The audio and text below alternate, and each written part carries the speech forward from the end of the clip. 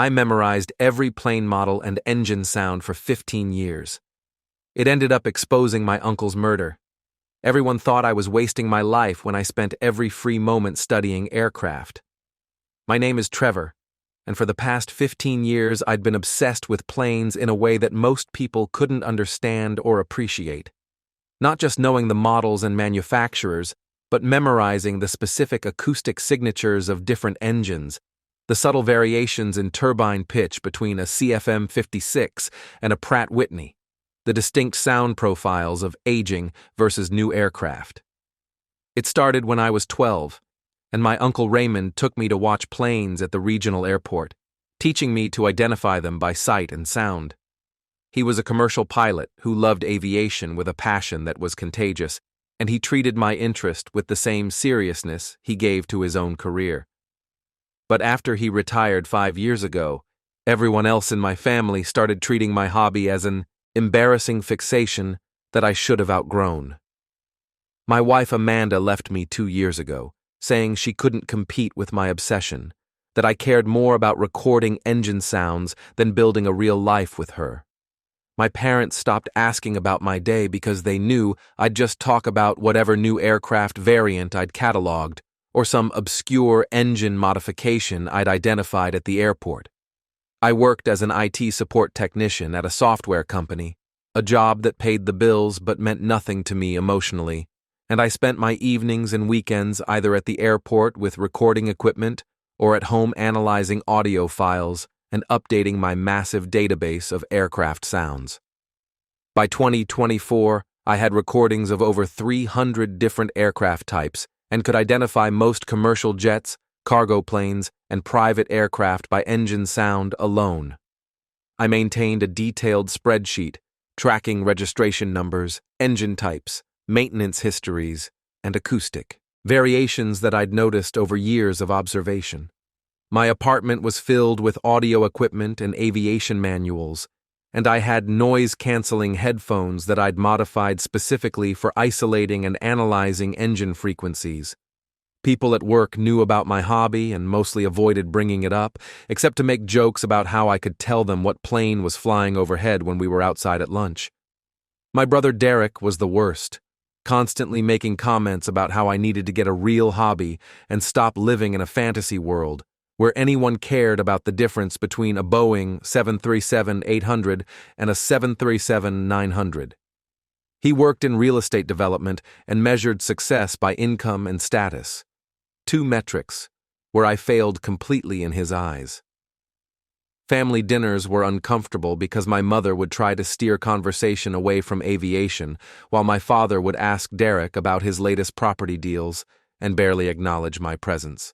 The only person who'd ever understood was Uncle Raymond, and even after he retired, we'd talk on the phone every week about aviation news and technical developments.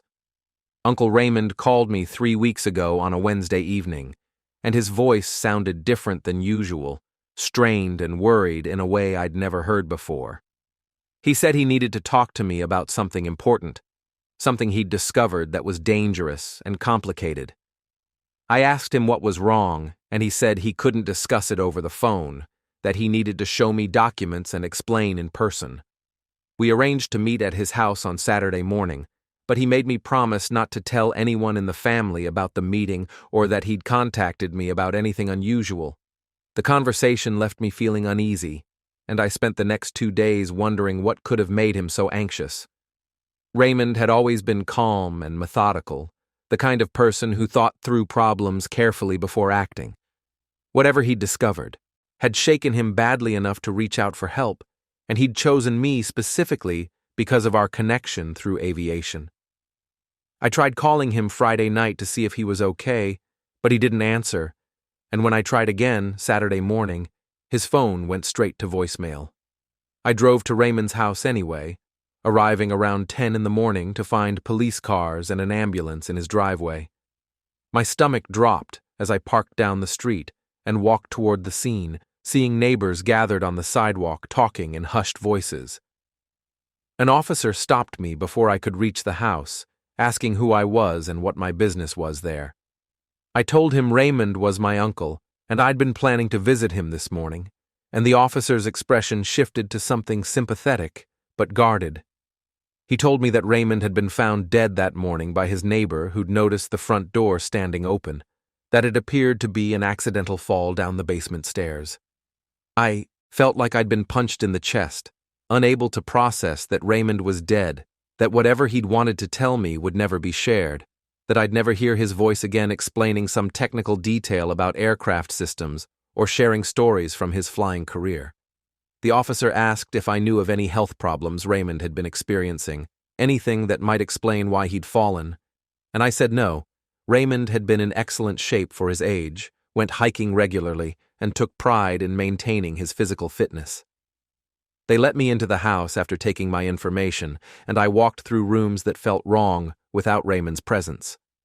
A detective named Carla Reeves introduced herself and asked me questions about when I'd last spoken to Raymond and whether he'd seemed depressed or suicidal.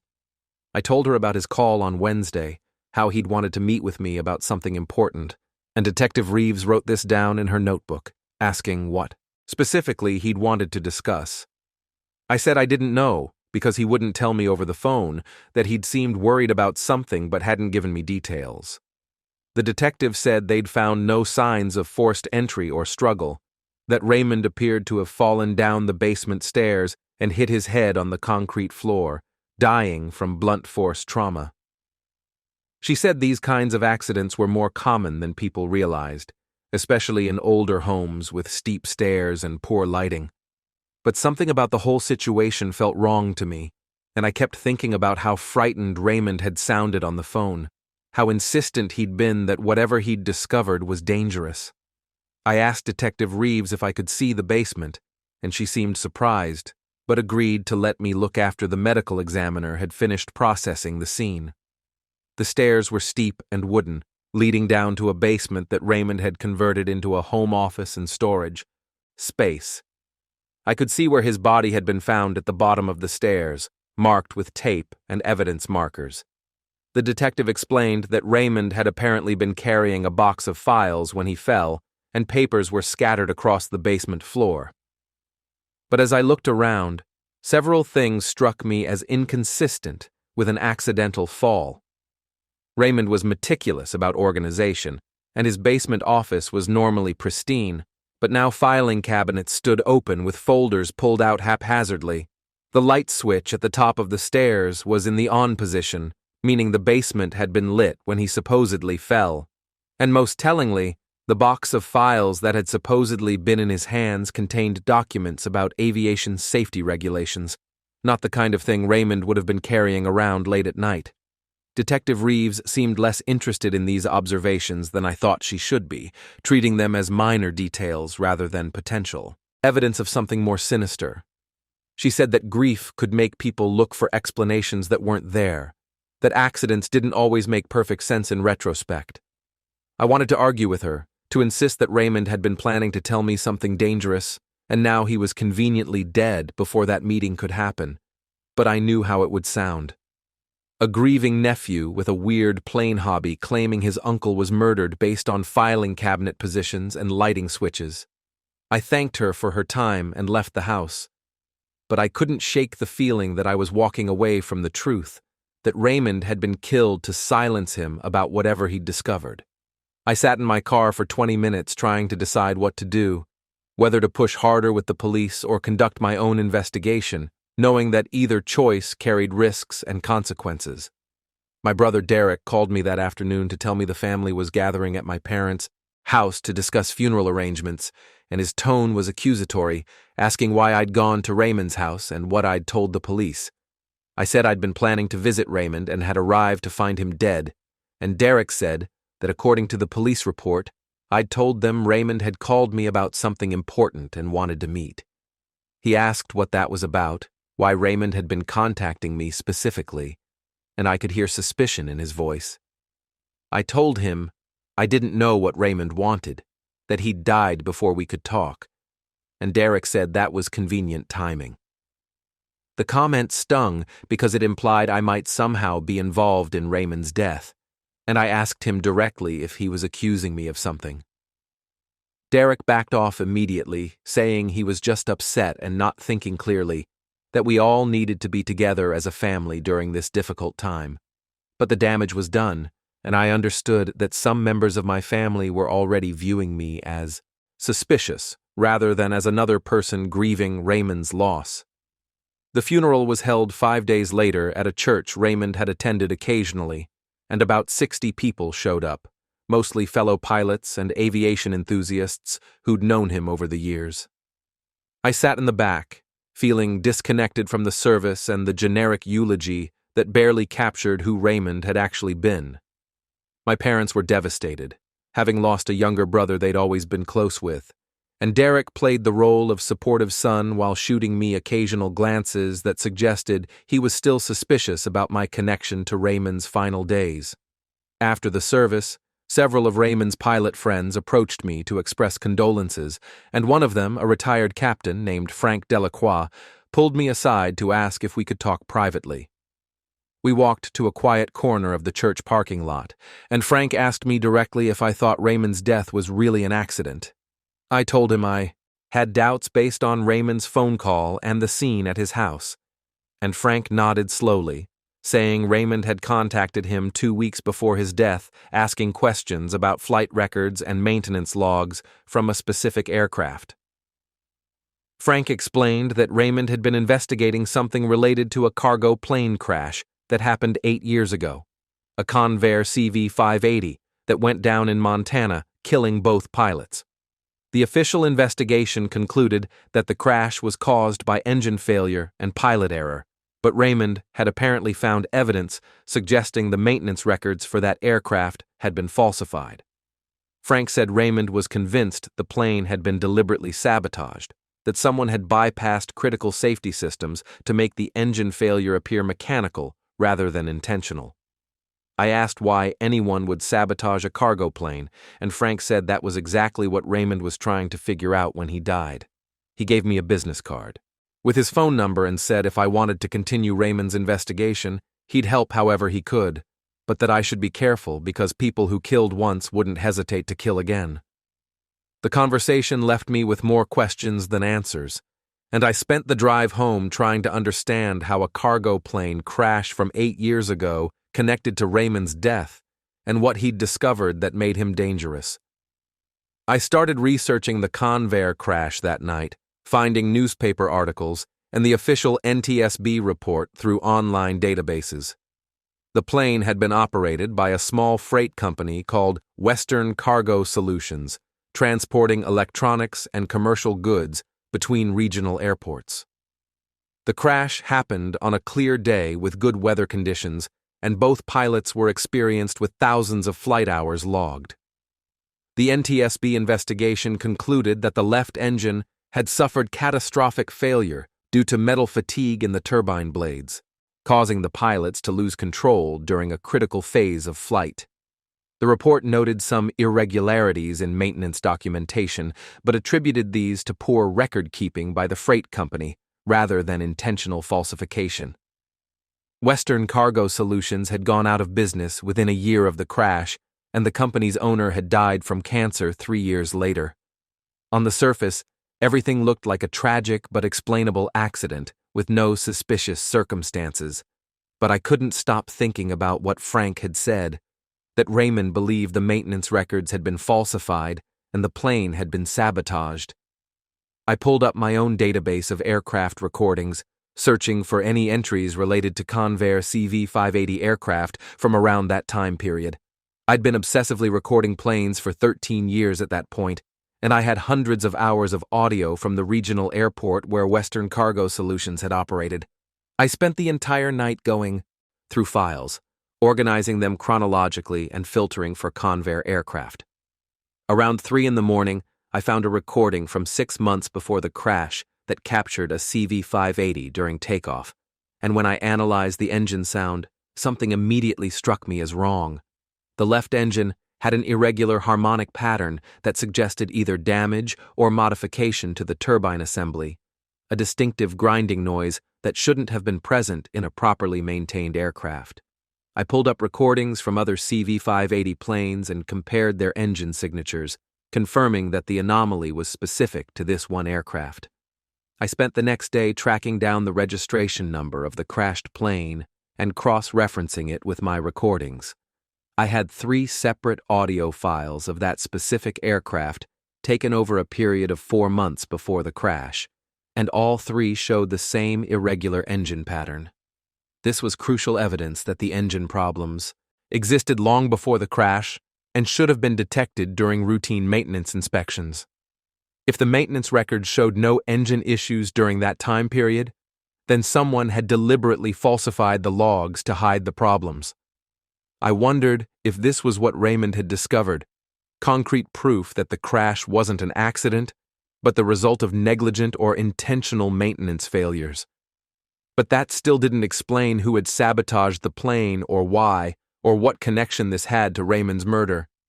I called Frank and explained what I'd found in my recordings, and he was silent for a long moment before saying that this evidence could reopen the entire crash investigation and potentially expose criminal negligence or worse. Frank asked if he could meet me to discuss the implications of my recordings, and we arranged to meet at a diner near the airport the next morning. I brought my laptop and external drive with all my relevant audio files, and Frank brought a folder full of documents he'd collected related to the crash. We sat in a back booth and went through everything systematically, matching my acoustic evidence with the official maintenance records that Frank had obtained through aviation industry contacts. The discrepancies were glaring and impossible to ignore. My recordings proved the left engine had problems starting 6 months before the crash, but the maintenance logs showed clean inspections during that entire period with no reported issues. Frank explained that falsifying maintenance records was a federal crime that could lead to prison time for everyone involved, and if the crash was caused by deliberate sabotage rather than oversight, we were looking at murder charges. He asked if I'd be willing to present this evidence to federal aviation authorities, and I said yes, but I wanted to understand who would have benefited from sabotaging a cargo plane and why they'd killed Raymond to prevent him from exposing it. Frank said the answer was probably related to whatever cargo was being transported on that specific flight. He'd obtained the flight manifest through his contacts, and the plane had been carrying standard commercial electronics, but there was a notation in the documents that suggested additional cargo had been loaded at the last minute without proper documentation. This kind of off-books cargo was common in small freight operations and usually involved either illegal goods or legitimate items being shipped without proper customs and tax documentation to save money. If something illegal had been on that plane and someone wanted to ensure it was destroyed, sabotaging the aircraft and then falsifying the maintenance records would be an effective, if brutal, way to eliminate evidence. I asked who would have access to both the cargo operations and the maintenance records, and Frank said the most likely candidate would be someone in the freight company's management who had authority over both areas. The owner who died from cancer was the obvious suspect, but he couldn't have killed Raymond, which meant there had to be other people involved who were still alive and protecting themselves. I went home that afternoon and started researching everyone connected to Western Cargo Solutions, building a detailed profile of employees, management, and business associates. The company had employed about 20 people at its peak, including pilots, mechanics, logistics coordinators, and administrative staff. Most had moved on to other jobs after the company folded, but a few names kept appearing in connection with the crash investigation and subsequent legal proceedings. One name in particular caught my attention because it appeared in both the freight company's records and in Raymond's personal contacts list that I'd seen at his house. The name was Gerald Yates, who'd been the operations manager for Western Cargo Solutions and was currently working as a logistics consultant for several regional freight companies. I cross-referenced Gerald's name with my family connections and felt my stomach drop when I realized he'd been at Raymond's funeral, sitting near the front with other aviation industry people, presenting himself as a grieving colleague and friend. I called Frank and told him about Gerald Yates, and Frank said the name was familiar because Gerald had been interviewed extensively during the crash investigation but had never been charged with anything. Gerald had claimed complete ignorance of any maintenance issues and had testified that he relied on the mechanics to report problems properly. The investigation had focused on the maintenance personnel rather than operations management, and nobody had questioned whether Gerald might have actively concealed problems rather than simply failed to notice them. If Gerald was involved in whatever illegal cargo operation led to the sabotage, and if Raymond had discovered this connection, then Gerald would have strong motivation to silence Raymond before the evidence became public. Frank warned me that accusing someone directly could be dangerous, that if Gerald had already killed once to protect himself, he wouldn't hesitate to eliminate another threat. He suggested we take all our evidence to the FBI rather than confronting Gerald ourselves, but I felt this overwhelming need to understand the full truth before involving authorities who might dismiss the evidence or mishandle the investigation. I decided to approach Gerald indirectly, using my aviation obsession as cover for asking questions that might reveal his involvement. I found his business contact information online and called his office, saying I was documenting aircraft operations at regional airports and wanted to interview him about his experience in cargo aviation. Gerald agreed to meet me at a coffee shop near the airport, and his tone was friendly and unsuspecting, probably seeing me as just another aviation enthusiast with too much time on his hands. When we met the next day, Gerald was in his late 50s with the weathered look of someone who'd spent decades around aircraft and airports. He talked easily about his career and the challenges of cargo operations, and I let him establish rapport before gradually steering the conversation toward Western Cargo Solutions and the crash. Gerald's demeanor shifted slightly when I mentioned the crash, his expression becoming more guarded even as he maintained his friendly tone. He said the crash had been devastating for everyone involved, that the two pilots had been good people who didn't deserve to die because of maintenance failures. I asked Gerald about the maintenance procedures at Western Cargo Solutions, specifically how engine problems would have been detected and documented, and he explained the standard inspection protocols in detail. Then I took a calculated risk and mentioned that I had recordings of the crashed aircraft from months before the accident, recordings that showed engine anomalies that should have been caught during maintenance inspections. Gerald's face went completely still for just a moment before he recovered his composure, asking what kind of recordings I meant and how I could possibly have audio of a specific plane from years ago. I explained my 15-year project documenting aircraft at the regional airport, how I had hundreds of hours of recordings cataloged and analyzed, and how I'd identified the crashed CV-580 by its registration number and distinctive engine sound. Gerald asked to hear the recordings, and I could see calculation behind his eyes as he tried to figure out what exactly I knew and how dangerous it was to him.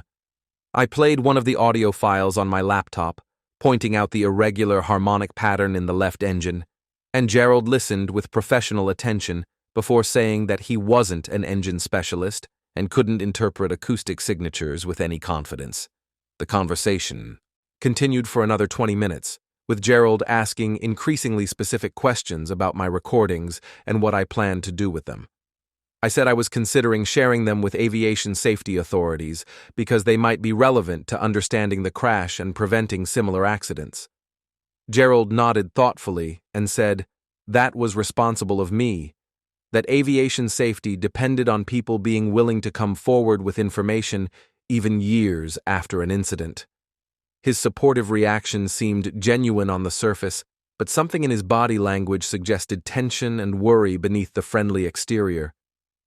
When we finished, Gerald asked if he could have my contact information in case he thought of anything else relevant to my research, and I gave him my phone number, knowing that I was now on his radar as a potential threat.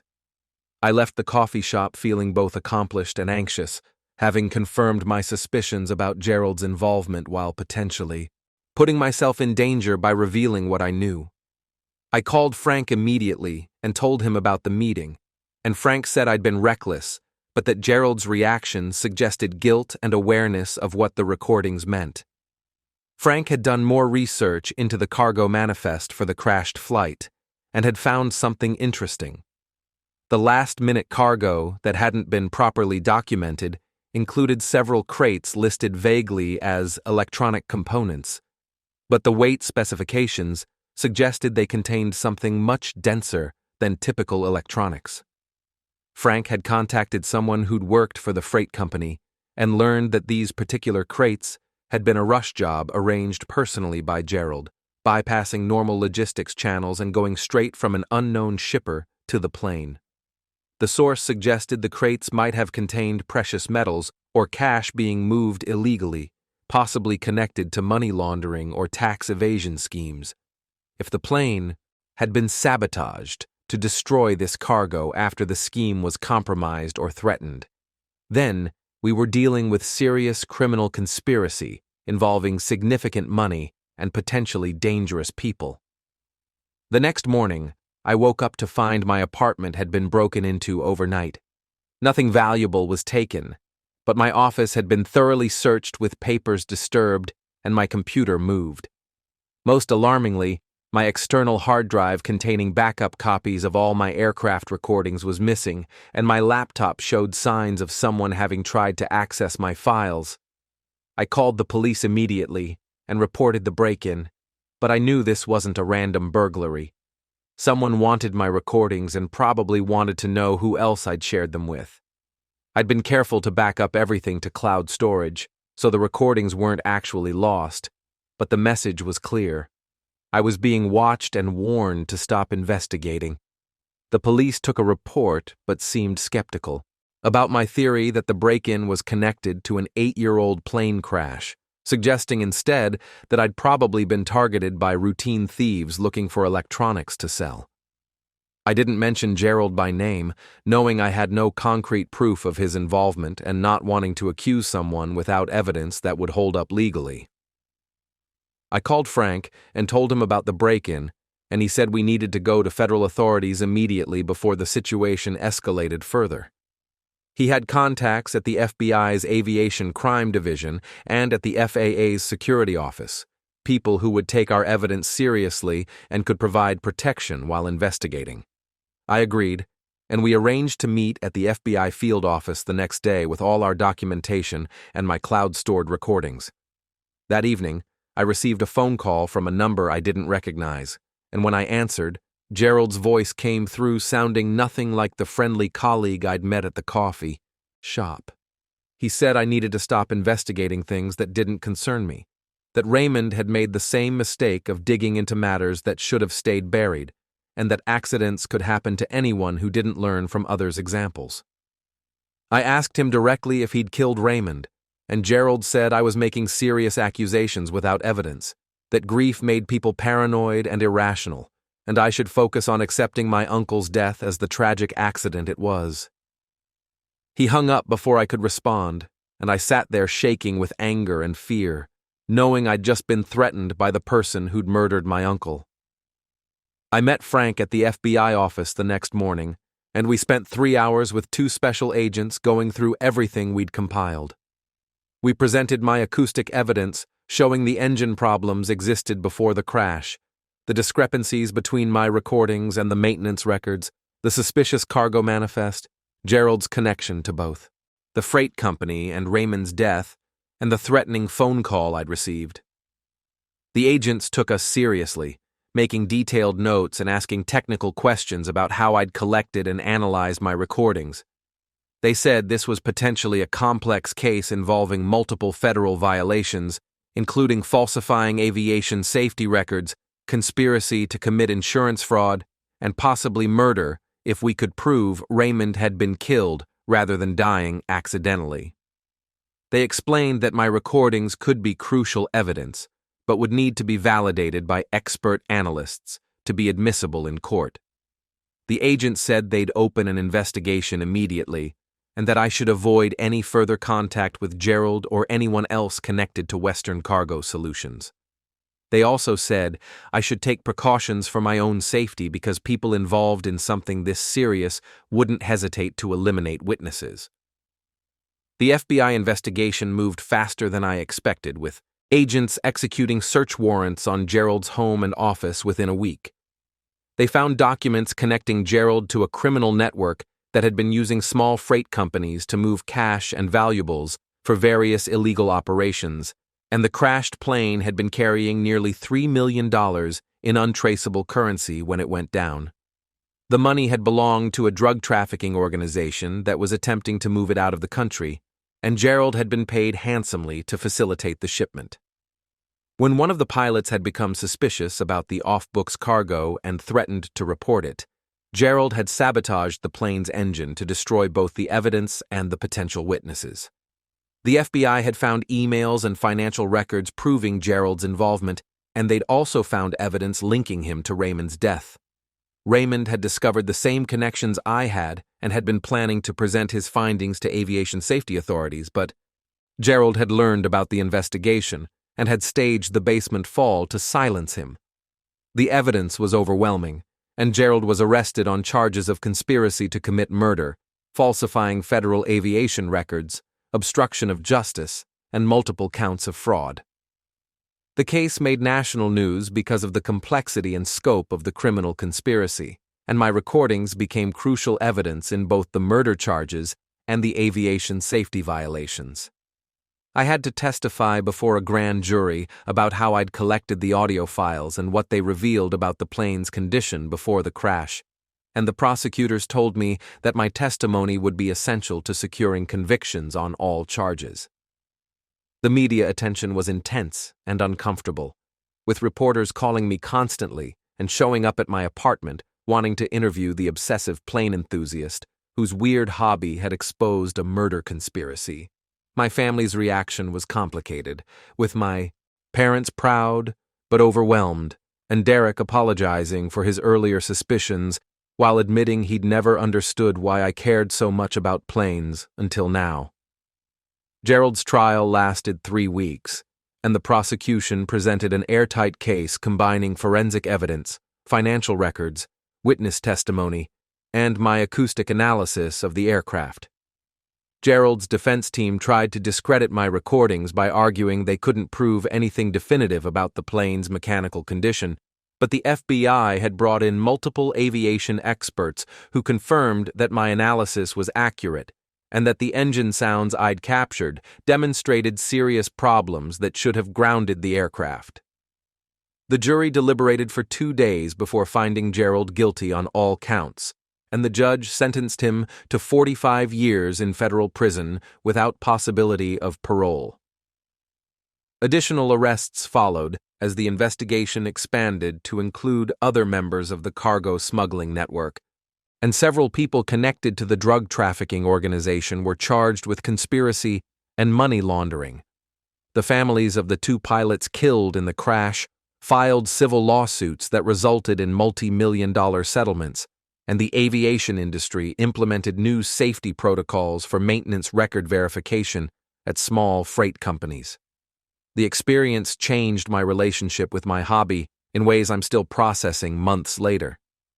The recordings I'd made obsessively for 15 years, dismissed by everyone as a pointless waste of time, had become critical evidence in a murder case and had exposed a conspiracy that had killed 3 people.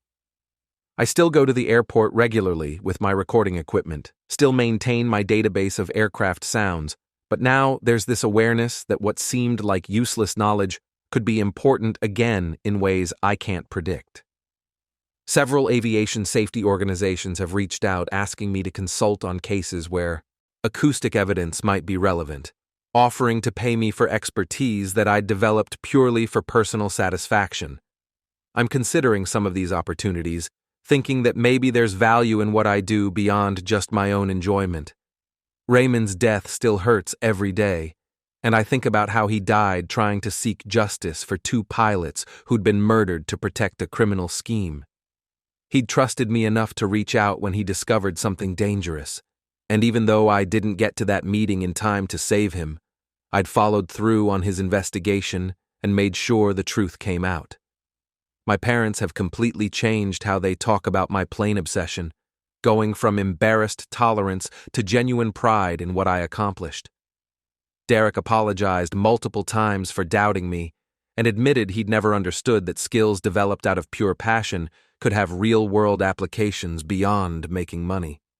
The attention has been overwhelming at times, with strangers recognizing me from news coverage and wanting to talk about the case or tell me their stories about hobbies that seemed pointless until they suddenly mattered.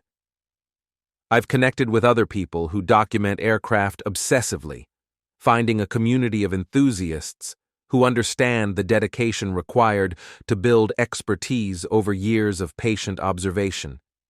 These connections have enriched my understanding of aviation and given me friendships based on shared interests, rather than just proximity or convenience. Raymond would have been proud of how I used the knowledge he'd helped me develop, and I keep one of his old flight logbooks on my desk as a reminder that the things we're passionate about shape us in unpredictable ways. The case also reopened questions about the effectiveness of aviation safety oversight and whether small freight companies were adequately monitored. Congressional hearings were held examining how Gerald had been able to falsify maintenance records for so long without detection, and new regulations were proposed requiring independent verification of critical maintenance procedures. I was invited to testify before a congressional committee about how my recordings had revealed problems that official inspections had missed, and I argued for better acoustic monitoring technology at airports to detect engine anomalies before they became dangerous. Several committee members seemed skeptical about the practical application of audio analysis, but others understood that acoustic signatures could provide early warning of mechanical problems that might not be visible during standard visual inspections. The hearings resulted in funding for research into acoustic monitoring systems, and I've been approached by several technology companies wanting to consult on developing automated aircraft sound analysis tools. Frank and I stay in regular contact, meeting every few weeks to talk about aviation developments and the ongoing legal proceedings connected to the case. He's become something of a mentor figure, helping me understand the professional aviation world and introducing me to people who take aircraft safety as seriously as I do. Through Frank's connections, I've started doing freelance consulting work for aviation insurance companies who want expert analysis of engine sounds in cases where mechanical failure is suspected. The work pays surprisingly well and uses exactly the skills I've developed over 15 years of obsessive recording and analysis. I never imagined my hobby could become a legitimate career path, but apparently there's real demand for people who can identify subtle acoustic variations in aircraft engines. I've been able to quit my IT support job and work full-time on aviation-related projects, finally doing something that feels meaningful and aligned with my actual interests and expertise. 6 months after Gerald's conviction, I received a letter from the FAA thanking me for my contributions to aviation safety and recognizing my recordings as having prevented similar conspiracies by demonstrating that evidence of maintenance fraud could be detected through acoustic monitoring. The letter included a citation for exceptional service to aviation safety, signed by the FAA administrator, and while it's just a piece of paper, it represents validation from people who actually understand what I do. I framed the letter and hung it on my office wall next to a photo of Raymond and me at the airport when I was 12, both of us grinning at the camera with a Boeing 747 taking off in the background. That photo captures the beginning of my obsession, the moment when Raymond's passion for aviation became my own, and looking at it reminds me that the best parts of who we become often come from the people who believe in us when everyone else thinks we're wasting our time. Gerald's conviction brought justice for Raymond, but it didn't bring him back, and I still sometimes pick up my phone to call him before remembering he's gone. The conversations we might have had about the case, about how my recordings exposed his murder, about the career opportunities that have emerged from my obsession, all of those moments were stolen by someone who valued money and self-preservation over human life. I channel my anger about that loss into my work, making sure that every acoustic analysis I do is thorough and precise, that evidence is properly documented and preserved, that people who cut corners on aviation safety are held accountable.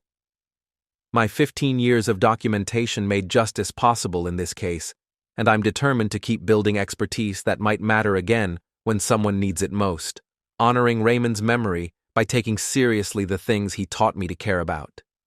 If you enjoyed this, you'll definitely want to see the next ones too. So subscribe now and let me know your take in the comments.